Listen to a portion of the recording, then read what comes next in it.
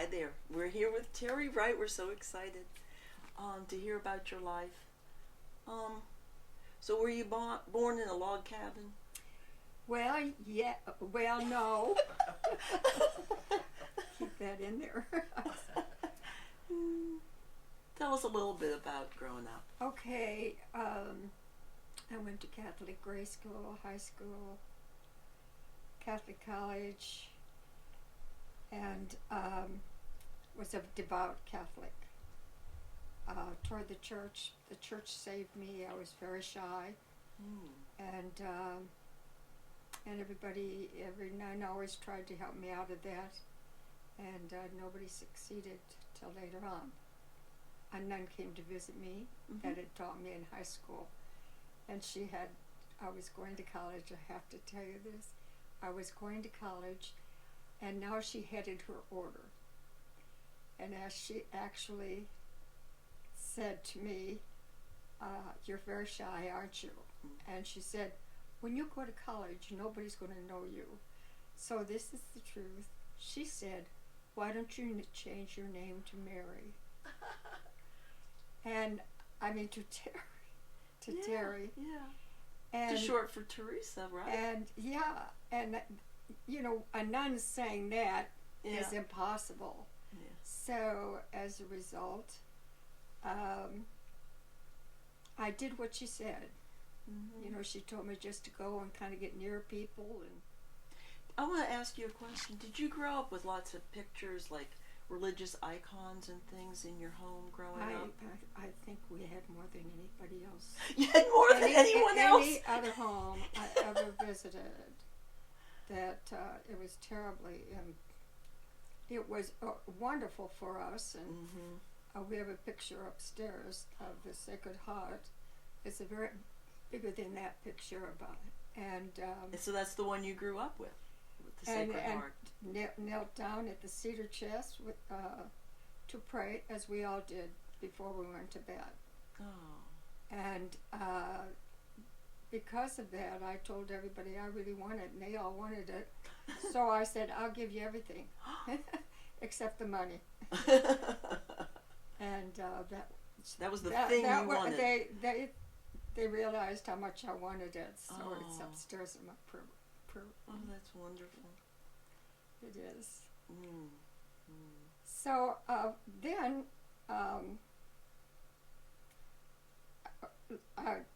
World War II is over, and then we had Our Lady of Sorrows church that all during the war was packed with Catholics and Protestants praying. Wow. And so we got used to going. It took about 25 minutes on a bus, a streetcar rather, and it was beautiful. It was prayerful. It was wonderful. What city was this in? This was in Des Moines, Iowa, and this was on what they call the east side. There's an east side or a west side. Yeah. This is the east side of town, which is the east side were I don't know, but they were wonderful. So let's say the west side they called it the Gold Coast. It wasn't for everybody, but there were a lot of rich people on the west side. Oh, Gold Coast. So, and that was very big in Des Moines, Iowa. So, I'm saying this because Jim was born on the east side and I was born on the west side. And so, this is very strange. Oh, first I really do have to tell you that that one day I first had just finished a novena asking Saint Joseph. Good old Saint Joseph.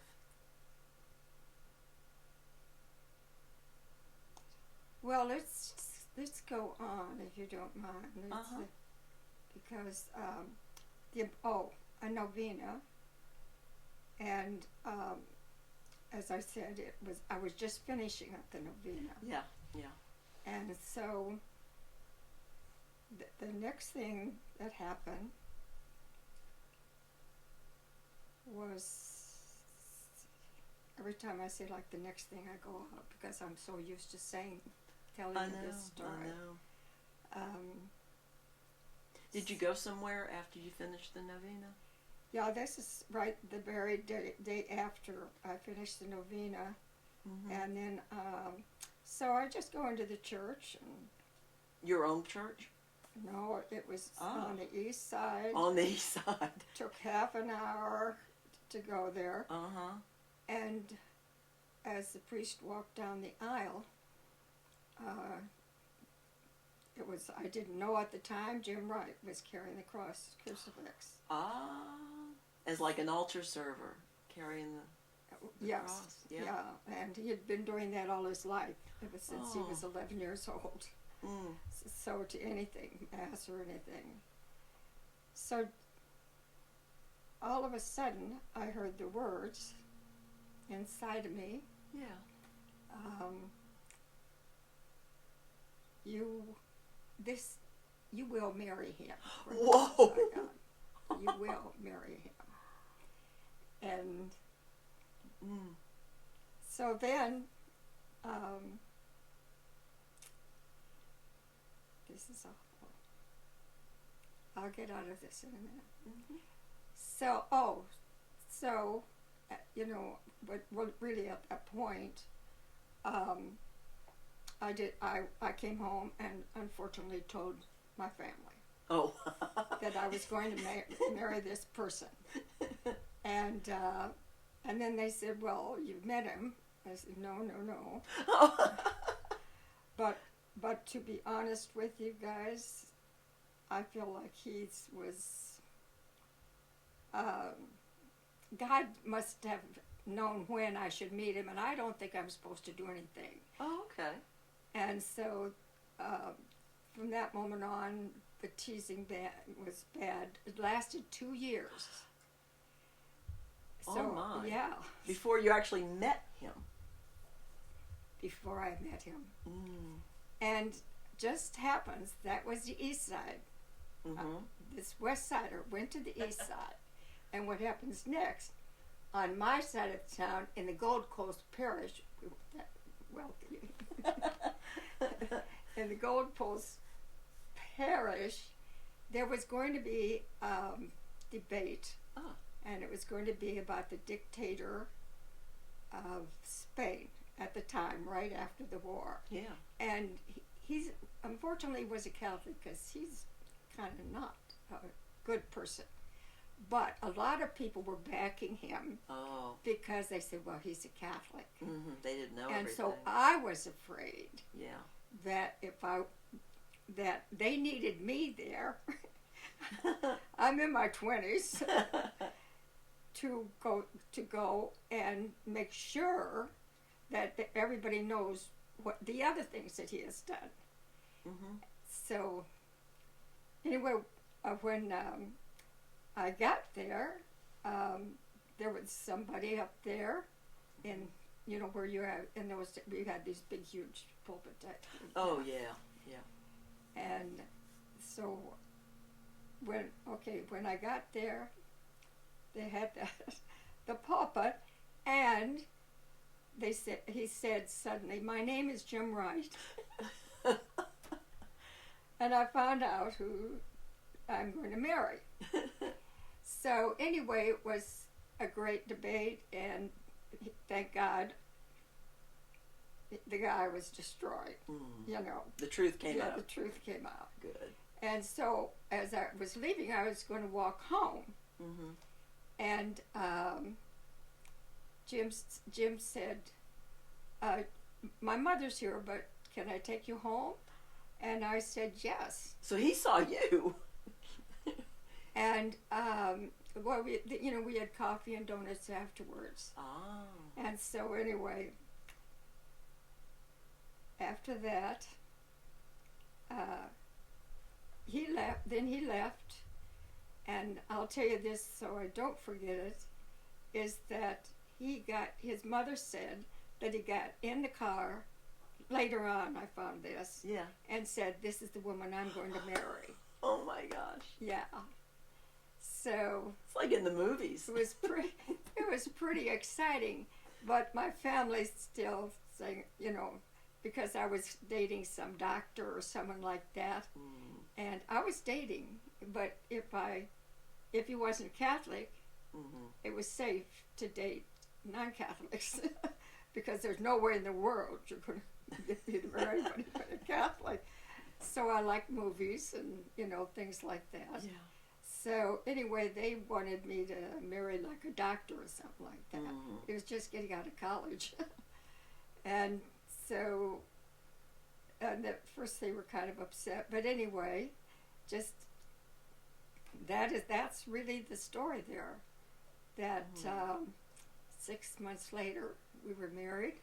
Oh. And the East and West Side came together for There a you few go. moments.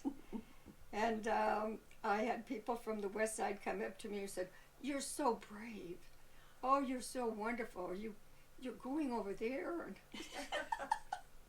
I didn't have a bone of that in my body. And they were telling Jim, how could you? So that's the story there. Oh my. So that's. Well, we always, he went to Mass at the cathedral every day. And, so we accidentally met, the next day at the Mass at the cathedral. Oh my. Yeah, and I was going to 12 o'clock, we were going to, 12 o'clock noon Mass, so that was kind of a new beginning too. And we had our ups and downs, it's like everybody else. But, So after you married, you stayed in Des Moines for a while? no, we moved away. Where'd you go to? Well, to Bloomington, Illinois, and then after that to Memphis, Tennessee, which was the hardest thing in my life. We have a family, Jim's family lived across the street and all the way down, and we had a family in Des Moines, and together, it was right after the war, and it was the baby boomer time, and I had all of my babies. But I lucked out. They weren't born in the hall. Oh. They were being born in the halls. You have no Oh, because idea. there were just so many babies and not enough room. They just got home. And that's why that happened. They don't, through years, but they were still coming by then. So that's where they all came from, So how many children do you have? I have six children, Yes. and one has died of a car crash. That's right. And the rest I have 3 that live here, and 2 that live, one in Denver, and one in, no, excuse me, I keep messing Yeah, up the grandchildren, grandkids children, again. they're all over the place. Yeah. So you lived in Des Moines, Bloomington, and you said you used to be shy, but at some point you stopped being shy. You became very active. Actually, I think it kind of harmed me because I was kind of trying too hard, and I was smiling and everything, because it's finally like I decided I was kind of two Terrys. Two Terrys. Teresa and a Terry. I was the shy one. So I wondered, what God was going to do to bring that to be one. Yeah. And it finally just fell into place about many years later. But I was like, I should have had a psychologist. I was that shy. But I had good friends. There were 8 of us, and 6 went into the convent. Wait, So it of means what? Friends or? Friend, I was in high school. Whoa. Yeah. Yeah, and I, of course, I almost became a nun too, many times. Your faith has always been important to you. My father died, so when I was 18 months, so early on. Oh. Not having him, and my mother was very busy because she was nursing her baby when she got word that he was dead, and she had 5 children. Oh my goodness. And 2 of them were in grade school. So the nuns saved my life. They gave me, like when I hear anybody discussing on in bad terms, my heart is pierced because they were everything to me. Yes. Mm-hmm. So, so do we want to go into the next story? Absolutely. Take it away. Okay, what would this say? Okay. The first Gethsemane or the second? The first. The first Gethsemane, going to a retreat? I went to the real Gethsemane to make a retreat. Is that the one in Kentucky? Yes, and they had just started to let women come and make a retreat. Beautiful. When I left, I warned them because just men could make it, and I feel men should be making these retreats. So I warned them. I said, don't you let us take over. Because there'll be a lot more women that are going to do this, and don't you keep those guys in there. Don't. I really feel, that could happen, knowing it. I watched it happen in life. So was it the a short spirituality part? Was it a short retreat or a long retreat? No, it was a weekend, and somebody actually flew down. Somebody that came back to the church in a miraculous way, and I happened to be around. Beautiful. And she called me up, and she says, I'm coming from Nevada. She had been there 2 or 3 times. And she said, I want to take you on the retreat. I'm going to come and fly, and then we'll drive together. So I wasn't sure I wanted to go, but I wanted to be with her. So I did make a promise to God I would not say any words when I made this retreat. And so I wouldn't speak to a soul, because unless somebody spoke to me. So was it a silent retreat? It was a silent retreat, and it was out, I think, 3. They had done away with 1 hour.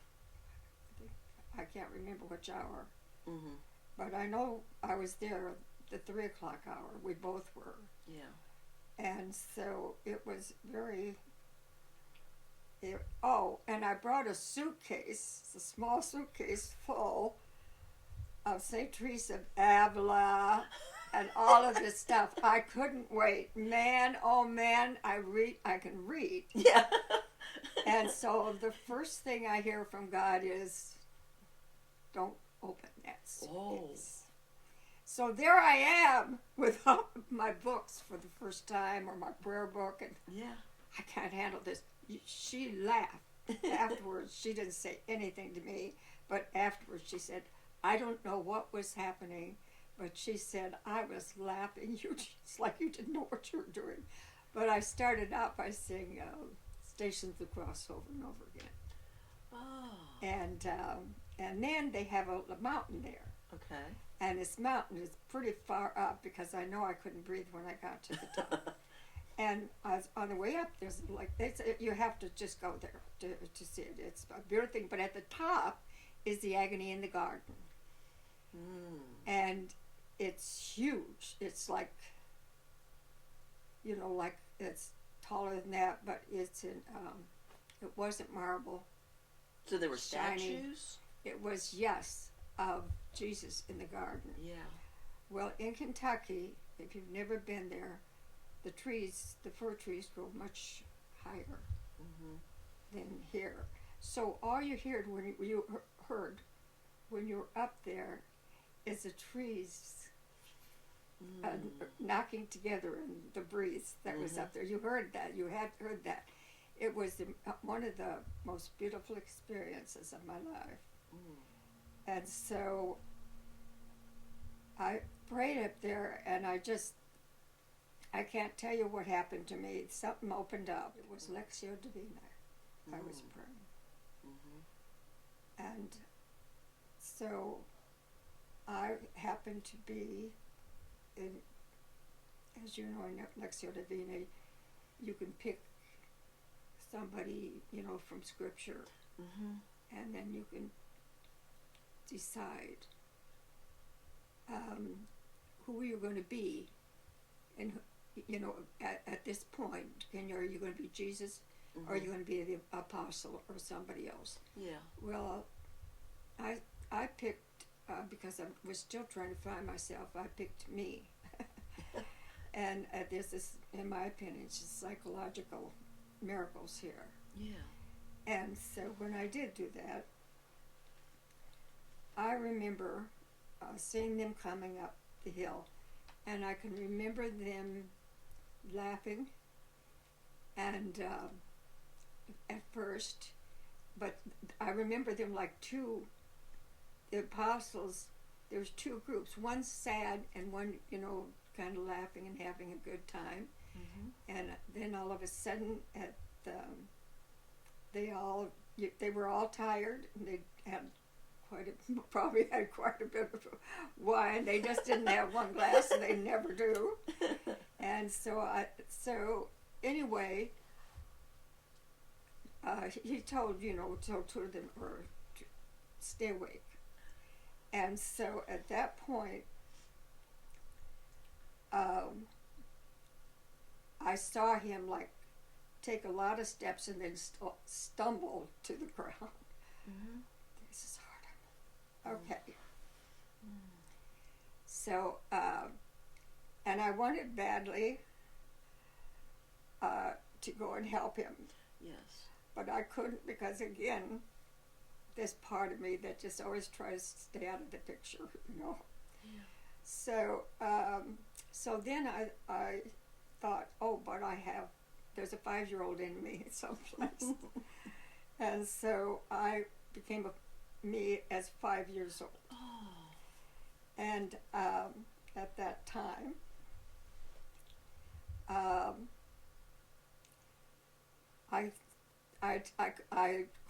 didn't want to walk, so I decided I was going to crawl. So I called to Jesus, and then I saw so much. I saw his face up close, and it was hard to take because almost what I saw was disappointment.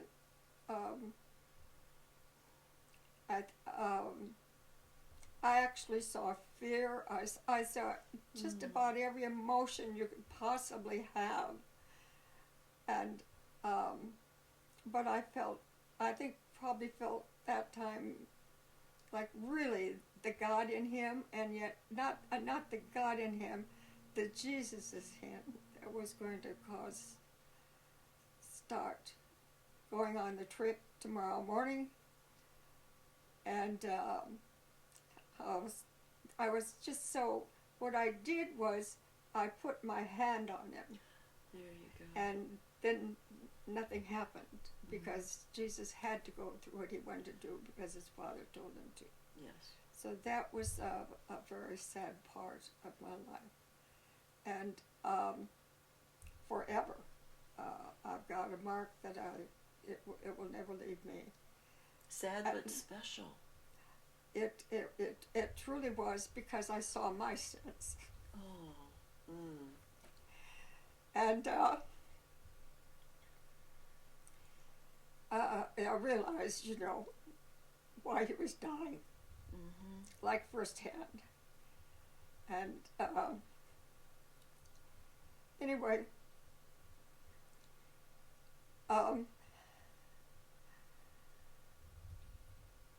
I guess what happened was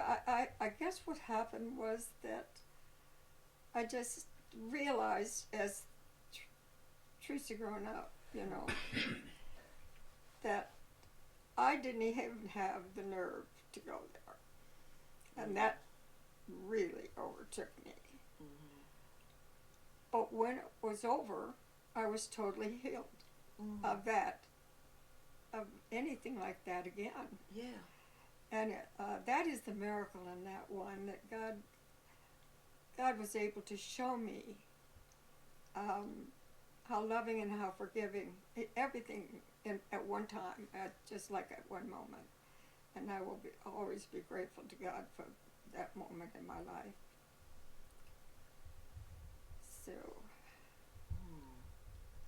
Yeah, so in the end it was peaceful. Or just not peaceful, what was it? I can't remember really. The whole thing was saying, the only thing that I remember was the moaning and the groaning, the total sorrow, the even crying tears. Yeah. So it was very big. So that was that. Yeah. What I call such a special thing from a prayer. How important Lectio Divina is for you to get in touch with your weaknesses. You've used Lectio Divina before. I made 9. Putting yourself into this. I made gospel. 9-day. 9. Yeah, how many The days? Jesuits. Oh my 9. God. Father Knight. Uh-huh. And being a Jesuit, he gave Yes. us those retreats. Yeah. And they were in silence for every day. And there's one miracle after another, so that's. I bet you journaled. You journaled a lot of this. Yes, I have it all in a journal, and I look at it to find out how I've gone. This is the sad part. Some of my, I've conquered some things, and some things I haven't. What I found out was that I have more faults that I was working at. Well, he keeps revealing them to us. Yeah, so as a result, wow.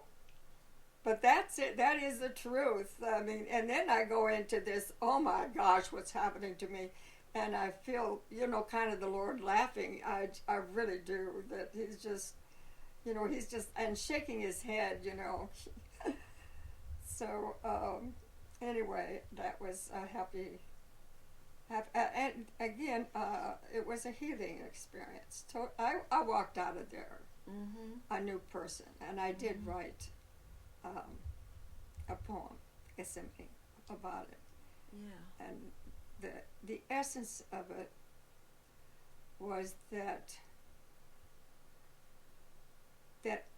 right at the end, the last sentence, I believe, was, and here I am, broken still, but I resurrect. So, there will always be a part of me. Yeah. So that was what that was about. And your faith sustains you then and now. Yeah. It's, yes, because when Jim died, we both thought we were going to be cut in half. We discussed it many times. Cut in half? Well, we were one, and we felt like we were going to be cut in half. And so, yeah. and that's what we talked about. Well, I can't live without you. Well, I can't live without you. So what do we do about this? We die together, Jim says. And I said, yeah, that's not going to happen. God's not going to let that happen. He's going to teach us. So, but that part,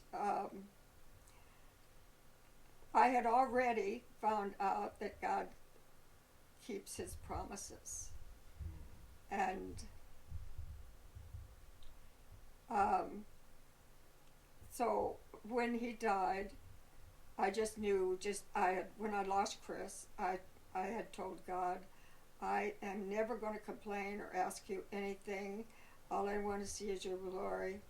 To make it short, he showed me all the glory, and I knew that he keeps his promises and his covenants, and that's why I feel like I do. But can I just say one more little miracle? This is kind of my favorite. I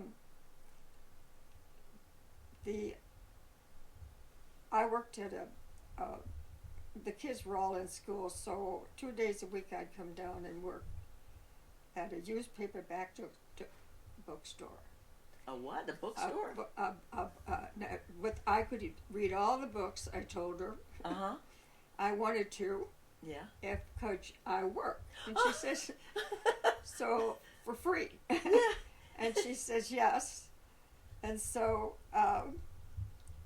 here's so anyway, it happened that the government didn't let it happen like that. Oh. Yeah. So she says, I'll hire you 2 days a week. Okay. And then she says, then I can just have a good time.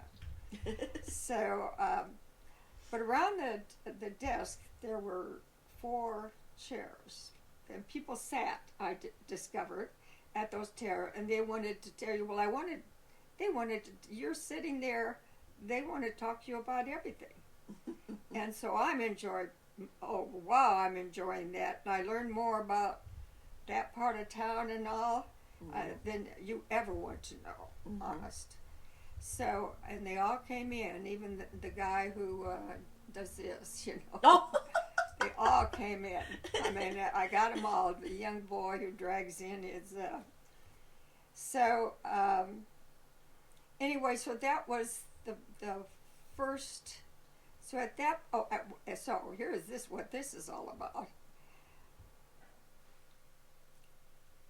There were... Let's see. I'm thinking of something else right now. I gotta get back to what I was. Well, you can talk about the bookstore now, or you can tell us later about the bookstore. What's important here, okay. There were 3 people that came in, and then when I talked, they evidently could see that I was not too happy, you know, spiritually. Ah. There was that time, you know, when the church kind of changed. They took a lot of devotion out, all the things I love.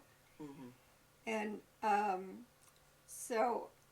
Each one, there were 3 Baptists, and each one came at a different time. They'd buy a book, and they'd hand it over to me. Oh! Without a word.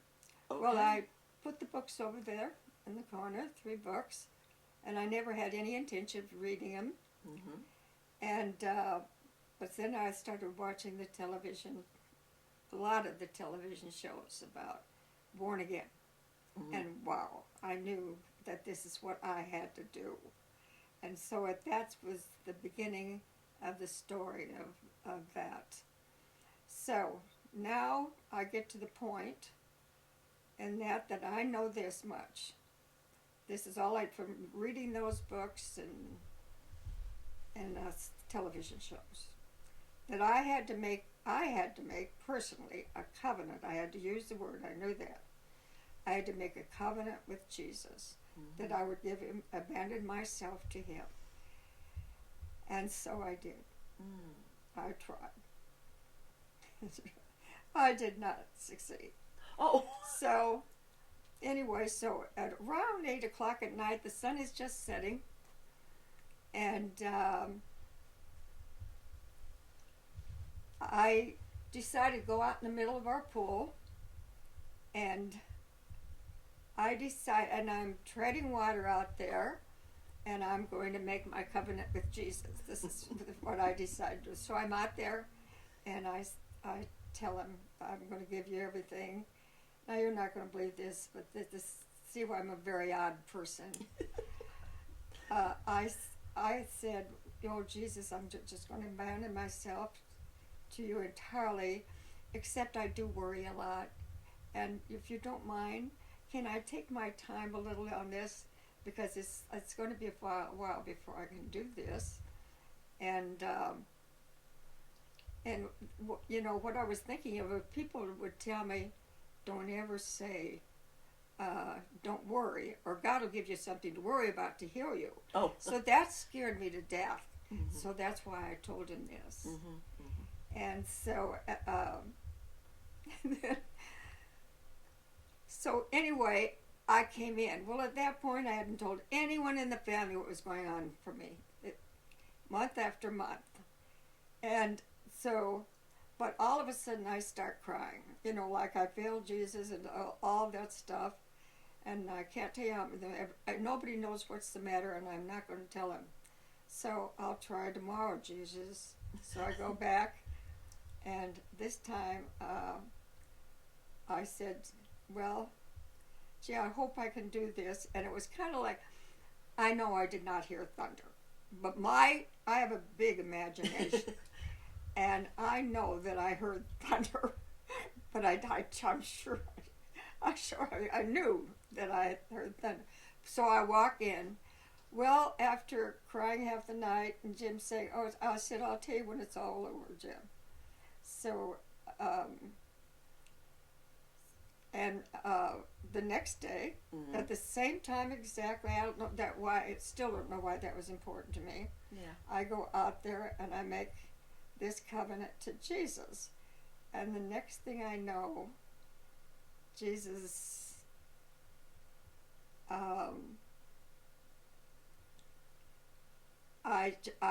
I did make it. I mean, I was able to say the right words, and I told him, I know I'm going to make it. I'll be okay. For an old lady, this is a lot of putting together all this. You're doing fabulous. I'll be 90 Monday. Oh, good. So,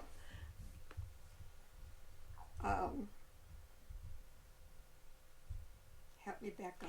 Yeah, you felt like this was the day that you finally did surrender, that you finally did make a covenant with Jesus. So I was so happy, and I just felt like that was enough. I was so happy that I'd done it. Yeah. And then I heard these words, and it was the exact words were, "Look up." And so I looked up at the sunset, and it was almost gone. At 8 o'clock at night, it's just, you see a little bit. And it wasn't really beautiful, but I thought for me it was that at that time I thought it was beautiful. And so the next thing I knew, I heard the other way, "Look up, look up." And I looked up, and across the sky was a huge rainbow. Oh, my goodness. Most beautiful rainbow I had ever seen. It had not rained the night before. It had not, it didn't rain at all for 2 or 3 days. And I remembered Noah. Yes. And that meant like a covenant. A covenant. Gosh. So that meant that he accepted my covenant, which meant how much he loved me too. Yes. And so it was that. Then I came in and told everybody in the family. Then I told Jim he had to make a cursil. That was my next thing. And I bombarded him with that for a few days before I learned my lesson. And another cursiasta came up to him a year later and said, "Jim," put both his hands on his shoulder and said, "Jim, it's time for you to make a cursil." His name was Sonny Gower. Oh, I remember Sonny. Oh, That's what that was all about. And Jim made that cursil, and he passed me up on everything. I mean, he was spiritual supercharged. As a matter of fact, I remember giving a talk myself there, and I still remember saying to them, I have OD'd on rosary, because every time I get in the car, my husband has to say a rosary, and I pretty much know what OD is. So that is true too. Oh my. So we had to come to a little balance in our lives here, Yeah. So anyway, that's... So you made cursillo soon after Jim made his cursillo then? As soon as I was at the next At the cursillo. next women's. Yeah. Amazing. And the good news I have here is all of my children made a cursillo. Oh, praise God. Yeah. And that is the best news. It took my oldest son the longest. And this is kind of cute. I don't know if it goes in, but it is true. It is kind of cute. He had watched the evil spirits, when you're going to be a team where Jim was on a couple of in charge even, Yeah. Well, I'm losing it here. Yeah, a little spiritual warfare. Yes. Okay. He said, called me up one day. He says, Mom, I remember you and Dad, you know, it just seemed like everything was breaking apart every time you were on a team. So he said, guess what happened to me? Everything is going wrong in my life right now. And so he said, I remembered. So I told, that was when you went downstairs into Sacred Heart Days. Sacred Heart, yeah. Mm-hmm. And so he said, what I told the devil was, I am going to come down here with, if I have to come down here, there, with no feet and no arms, I'm going to get down there, so you might as well leave me alone.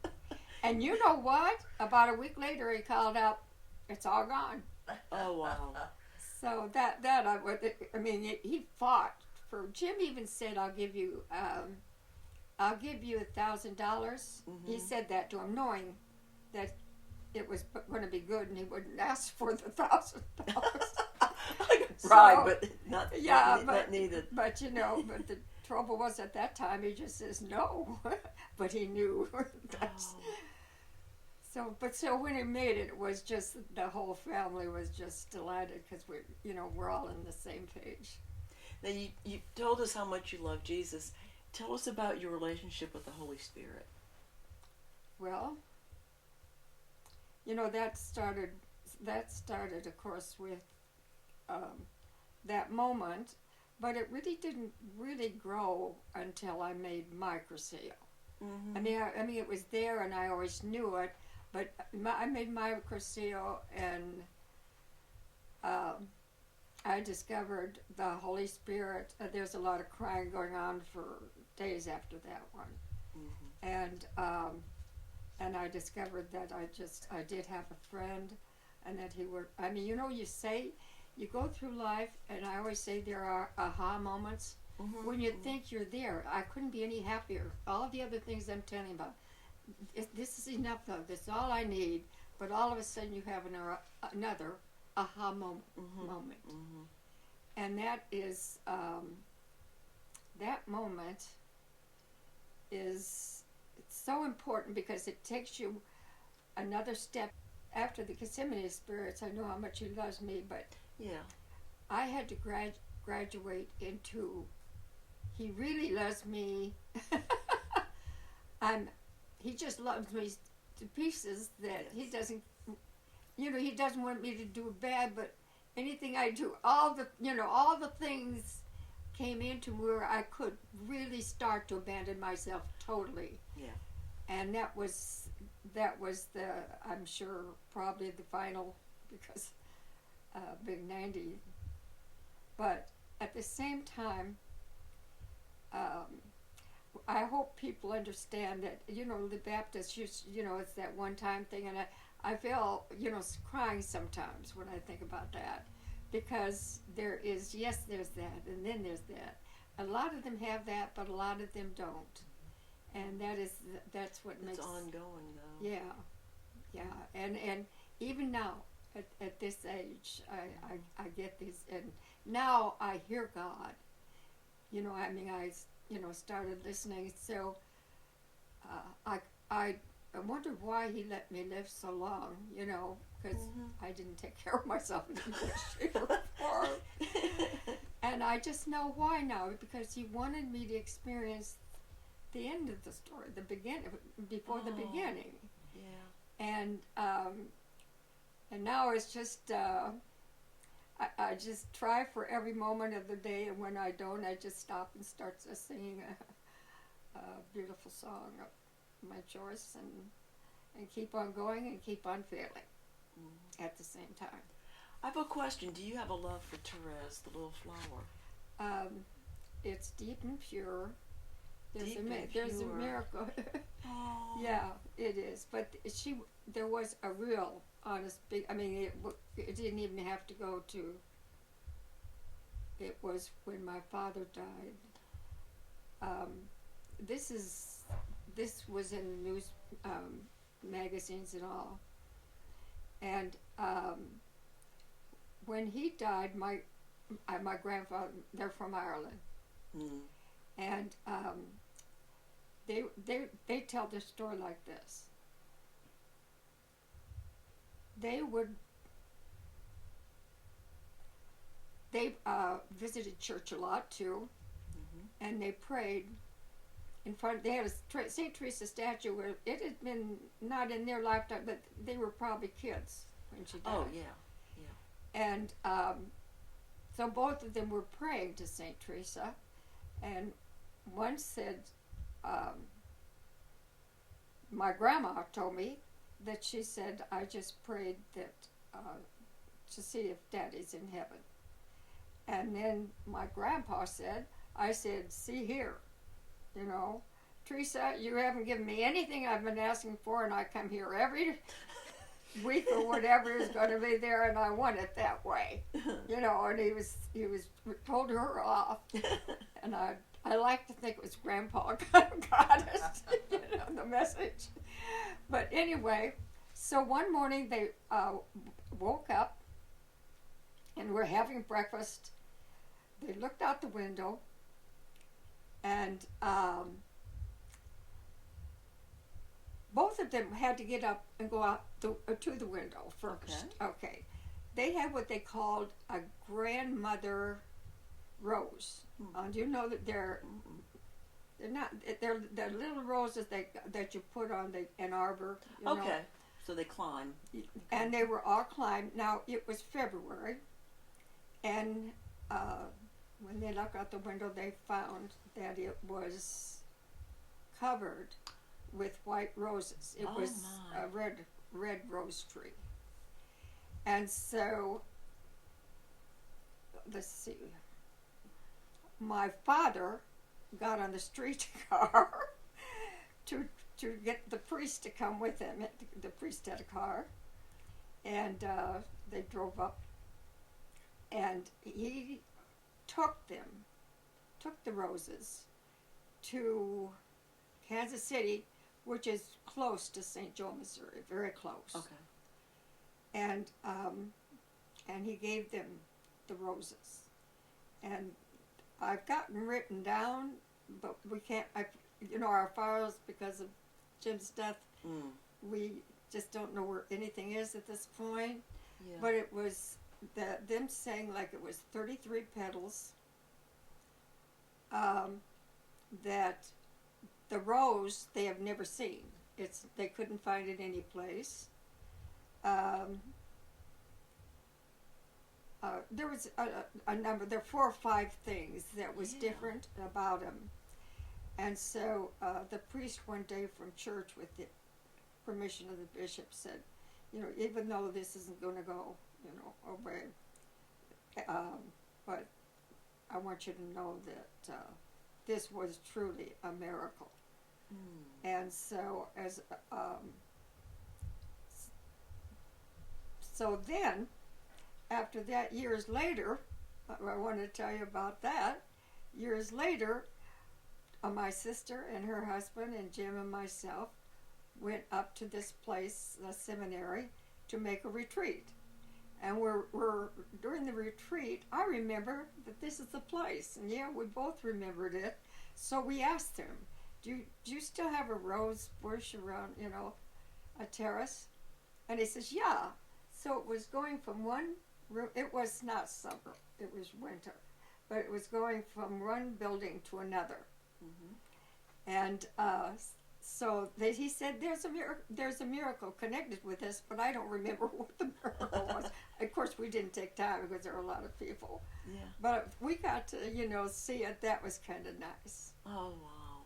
But it was written up in little Catholic magazines, and they had little ones at the time, and so it was pretty authentic, and they, I'm sure, because the way they did it. So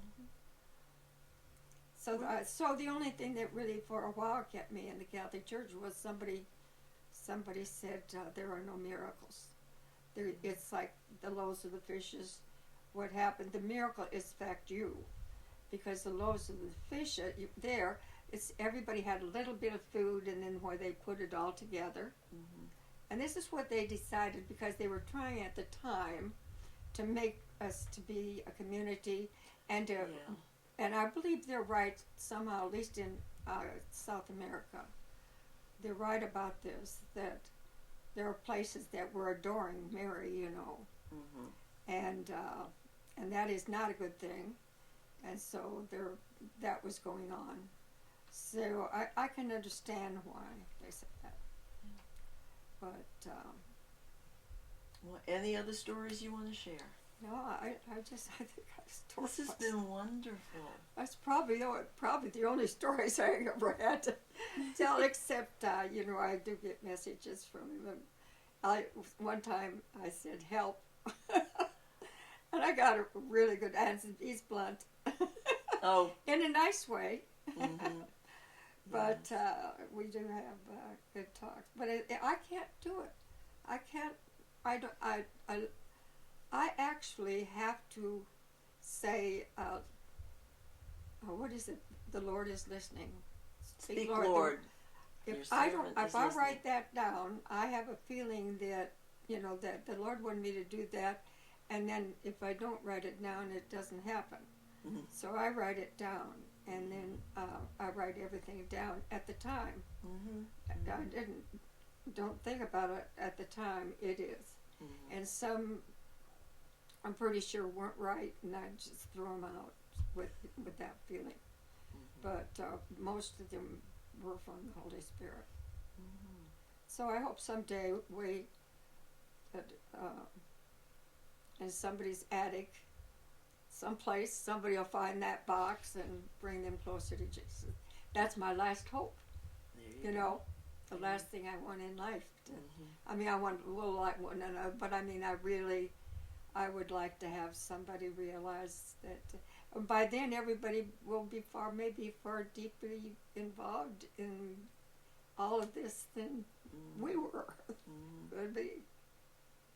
Well, Terry, you are a blessing to everybody that you've met, and you are my spiritual mama, and I thank you for being in my life, and thank you for sharing with us. You're welcome. Amen. Amen.